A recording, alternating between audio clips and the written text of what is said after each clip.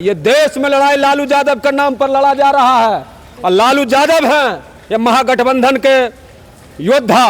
और जब लालू यादव हैं तो नरेंद्र मोदी को दिल्ली से भागना पड़ेगा। मोदी लहर नहीं रहा यानी मोदी के कोई लहरें नहीं है। मोदी का लहर लालू जी रोक दिए। इनको बोली में कोई दम है भाई, ये बोलते हैं तो लोग हंसता है। आसान होगा 400 का आंकड़ा पार करना। बोले के लिए तो बहुत लोग, मोदी की गारंटी है। मोदी की सारी गारंटी फेल। पूरे देश की जनता नरेंद्र मोदी के खिलाफ मन बना चुकी है कि इस बार नरेंद्र मोदी को उखाड़ फेंकना है। उपेंद्र कुशवाहा को एक सीट मिला, इस पे क्या बोलेंगे?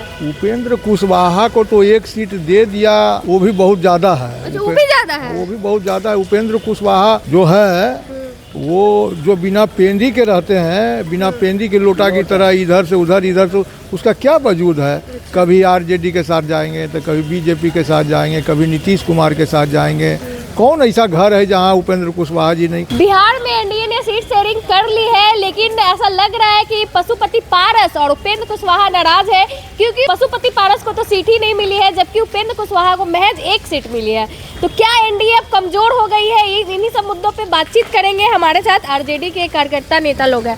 क्या कहेंगे, एनडीए कमजोर हो गई है? कमजोर तो पहले से ही हो गया। 2024 में 100 भी पार नहीं करेगा, लिख लीजिएगा। कहा तो रहा 400 पार। 400 कहाँ से जाएगा, कहाँ से घरबा से बना लेंगे लोकसभा, जोड़ लेंगे। मोदी जी कह रहे हैं ना, कह रहे तो मोदी जी का कोई बात में वजन है। ये तो बोले थे हर साल 2 करोड़ नौकरी देंगे, तो दे दिए?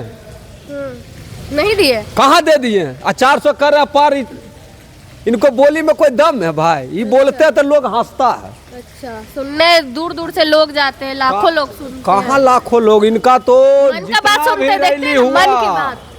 2019 से 2024 तक के जितना रैली हुआ सब फ्लॉप है। अच्छा। एकागो के बता दीजिए कि कुर्सी जो बिछाया जाता है वो खाली है।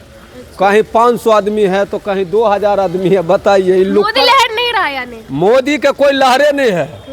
मोदी का लहर लालू जी रोक दिए। अच्छा, लालू जी रोक दिए। और क्या, लालू जी जब मैदान में है कह देते हैं ये देश में लड़ाई लालू यादव के नाम पर लड़ा जा रहा है और लालू यादव हैं ये महागठबंधन के योद्धा।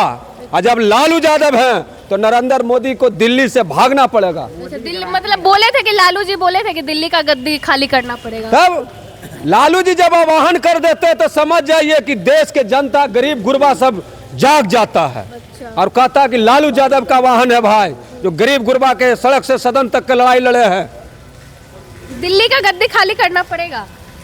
जनता आती है, सिंहासन खाली करो, डॉक्टर राम मनोहर लोहिया जी ने कहा था। वही स्थिति है। पूरे देश की जनता नरेंद्र मोदी के खिलाफ मन बना चुकी है कि इस बार नरेंद्र मोदी को उखाड़ फेंकना है। अच्छा, उपेंद्र कुशवाहा को एक सीट मिला, इस पे क्या बोलेंगे? उपेंद्र कुशवाहा को तो एक सीट दे दिया, वो भी बहुत ज़्यादा है। अच्छा, वो भी ज्यादा है। वो भी बहुत ज़्यादा है। उपेंद्र कुशवाहा जो है वो जो बिना पेंदी के रहते हैं, बिना पेंदी के लोटा की तरह इधर से उधर, उसका क्या वजूद है। कभी आरजेडी के साथ जाएंगे तो कभी बीजेपी के साथ जाएंगे, कभी नीतीश कुमार के साथ जाएंगे। कौन ऐसा घर है जहां उपेंद्र कुशवाहा जी नहीं। अरे रहिए, आप अपना ईमान टाइट कर करके रहिए, नीति और सिद्धांत पर रहिए। जो व्यक्ति नीति और सिद्धांत पर काम नहीं करता है वो व्यक्ति का कोई मतलब नहीं है। एक सीट मिला फिर भी वो नाराज बताए जा रहे हैं। नाराज है तो नाराज रहे। अब कौन उनको, आरजेडी उन पर घास थोड़ा डाल रहा है। नहीं बुलाएंगे ना आरजेडी। अच्छा, पशुपति पारस को एक सीट भी नहीं मिला। पशुपति पारस को एक, देखिए वो कहते थे कि हम मोदी भक्त हैं। आज भी वो बोले कि हम मोदी जी से बहुत खुश हैं। तो जब खुश हैं तो उस पर भी खुश रहिए।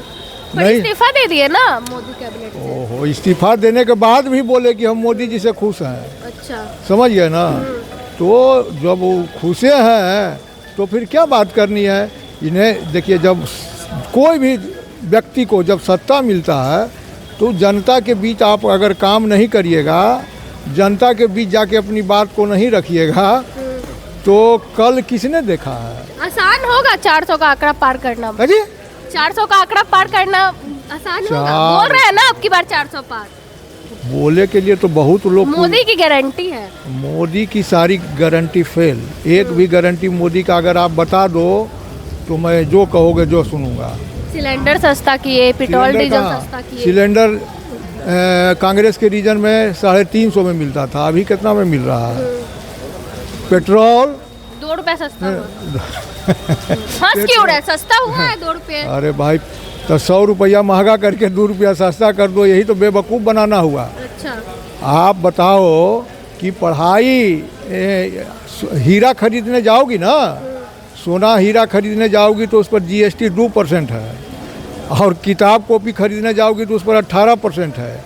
तो ये सरकार का कहाँ निशाना है?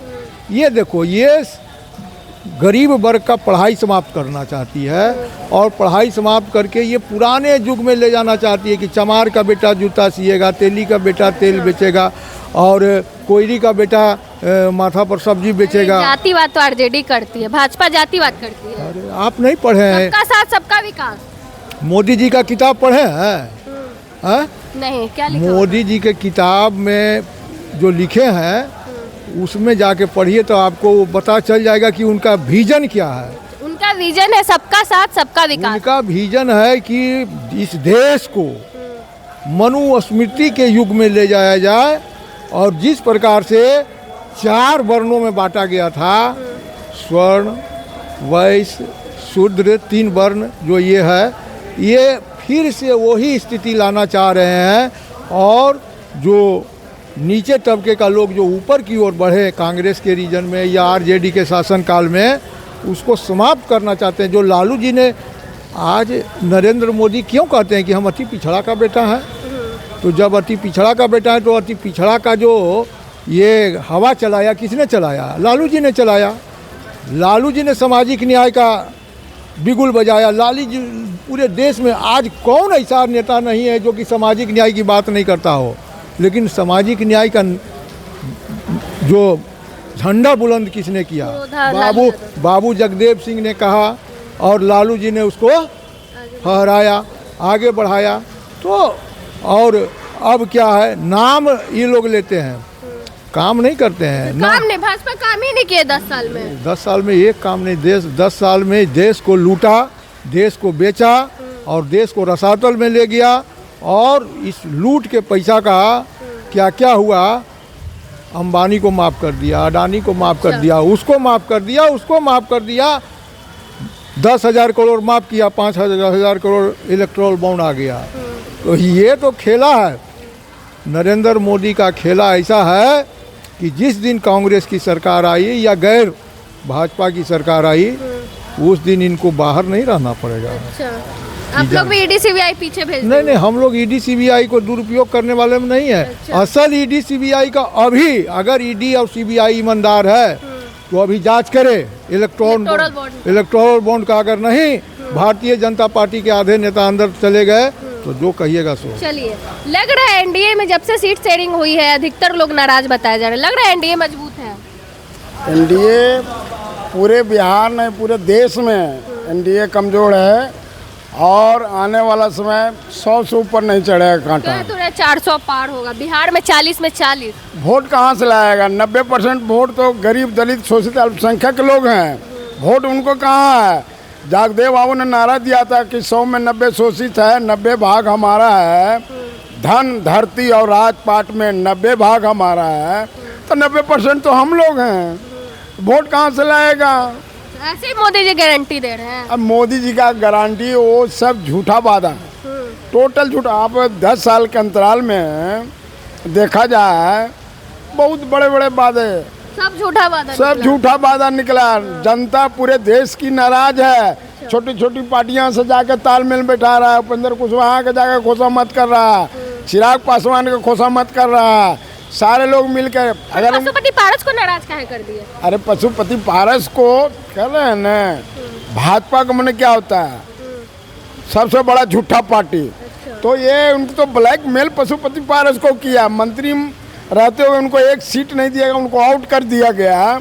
बताइए, नाइंसाफी हुई है। नाइंसाफी हुई ना, नाइंसाफी हुई। चलिए, आपने सुना इन्होंने क्या कुछ कहा, बाकी आप भी अपनी प्रतिक्रिया जरूर दें कि क्या एनडीए अब कमजोर होती जा रही है। धन्यवाद।